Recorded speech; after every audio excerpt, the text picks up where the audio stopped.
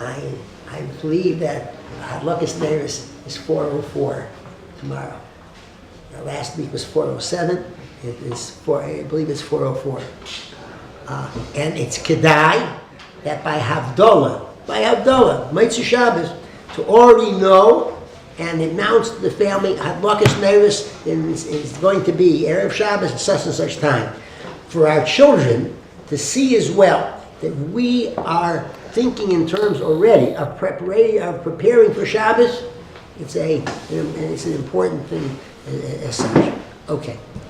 My chavrusis reminded me that last week in Parshas told us, so the Chumash refers to, and Yaakov Avinu went to Lavan following his parents' instructions to be able to have a wife, to choose a wife from there, and the Lavan was the brother of Rivka, Aim Yaakov Yosef. And Rashi says there that Eneni Yodeya Ma Melamdenu, 4 words, and there are a number of pshatim about that. But one of them is that Rashi is saying, I don't know what this teaches us as such. And there are 44 places in Shas that are brought down in Gemara on Daf Chaf Hey in Brachos and in the Gilead Ashas, where Rashi says in Shas, I don't know what something is. Now, this shows us one thing. That when Rashi says he doesn't know, all right, that's it's very good to hear. He shares it with us. But it means that when he does know, he definitely does know.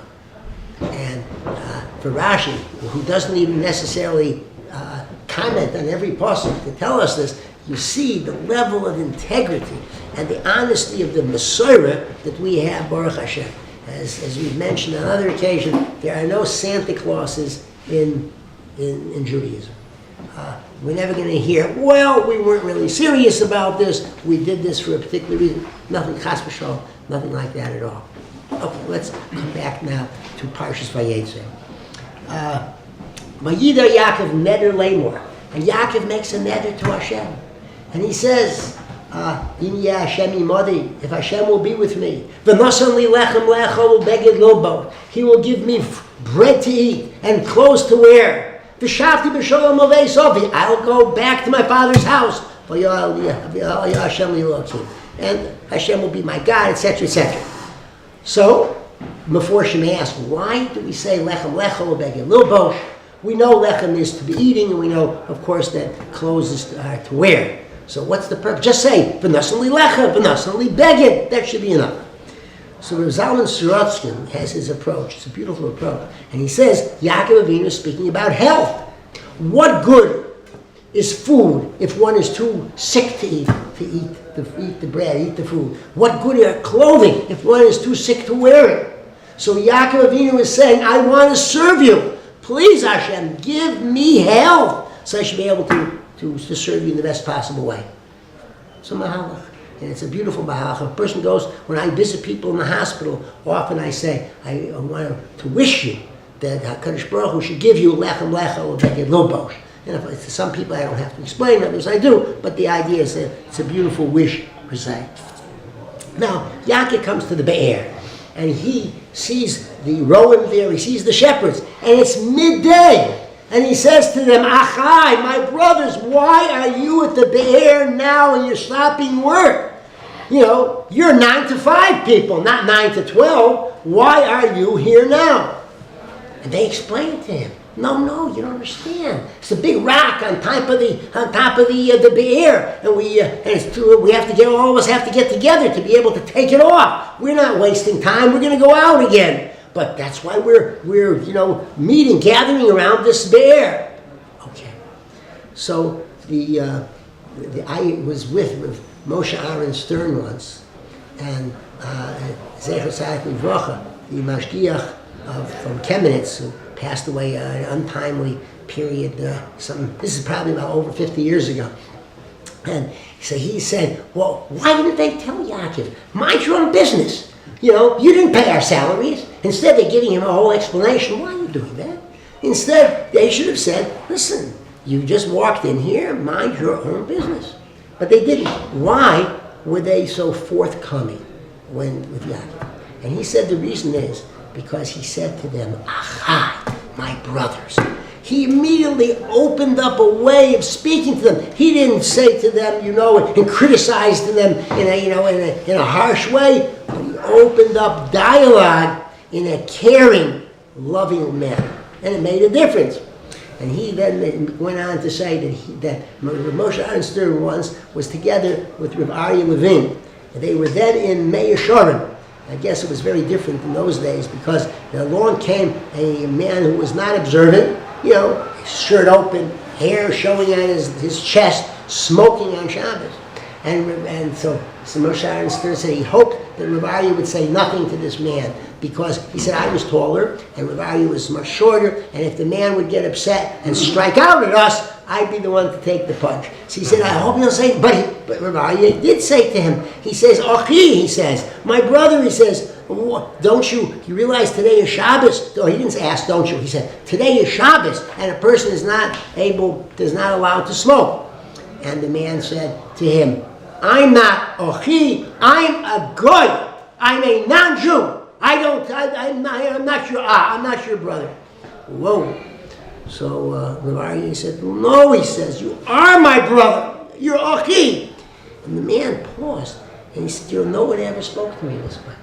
I want you to know, this is not a story. I heard this myself from Moshe Aaron Stern, who witnessed this. He said, no one ever spoke to me this way. He said, would you like me to put it out? He said, no, just drop it. Okay, and then whatever, they spoke for a few moments, and then the man said to him, tell me, when is Shabbos over today? And they told him when. He said, I will not smoke for the rest of today. What was it? Well, besides, listen, I'm not telling you if I would come out and to next week and walk over to somebody, Chas v'shalom, who was smoking on Shabbos, and I would say, Ochi! And he'd go, what? Blammo! I'm not Rav Aryeh Levin. However, you get an idea. If there's any way to being able to be able to get to people, it's not going to be in the negative way. And even a person sees people driving on Shabbos, and he says, the way a person, I once discussed this as well with Anashim Gedolim, and to say Shabbos, a person can say it quietly to himself, Shabbos, so we don't make peace for something like this. That we don't become, we don't become inured to something that we're seeing, which is so awful. But to scream out and turn people off, that's not the way in this sense. Ochi, that's the way to go, and we see it from the parsha. Now, the Ksav Sofer says a beautiful thing. Lo Adam, Sha'amar Toda L'Hashem. There was not a person who said Toda to Hashem Asher Ba'a Leah. No one ever gave Toda, never said thank you to Hashem in a certain way until Leah came on the scene. And the Ksav Sofer says, how could that be? What about, he says, what about Abraham? What about Yitzchak? What about Sarah? What about, Rivka? What about Adam? What about Noah? It's just so many giving korbanos and giving shevach v'hodah. How can one say that? It's a Gemara and Daf Zayin and Brachos. So he answers in a beautiful way. He says essentially that others gave shevach v'hodah, gave thanks to Hashem for things that occurred which were wondrous, miracles. The age of 100, having a child, living through the Mabul, and everyone is destroyed. I'm living. The new world that Adam Arishan sees, all these things. Okay, it's understandable that we give Shevach V'Hodah, we give thanks to Hashem. What did Leah do? Leah said, I want to give Shevach V'Hodah to Hashem for something that happens to all people who are capable, to most people, and it's not something which is a miraculous thing in the sense that it's only done for a few people. It's miraculous in the sense that every day is always a miracle. For every breath that we take is a miracle. And therefore she recognized that for things that happen in nature, never to think, well, God is here to be able to intervene, to cause miracles to happen, but the normal course of events travels along the way it is. No, God forbid. HaKadosh Baruch Hu is the one who is orchestrating everything that happens in the world. And she made a formal declaration. Certainly the Avos understood this. Certainly Abraham, and every Noah, Adam, everyone understood that. So Rivka, everyone understood what Leah did. But she's the one who gave so to speak, a formal declaration of this. And that's why he said, Lo hayadam shenasan haydal Hashem hashaba'a Leah. I'm looking to see what time is it? It's time. I want to wish everybody a wonderful Shabbos. Not just a good Shabbos, a wonderful Shabbos.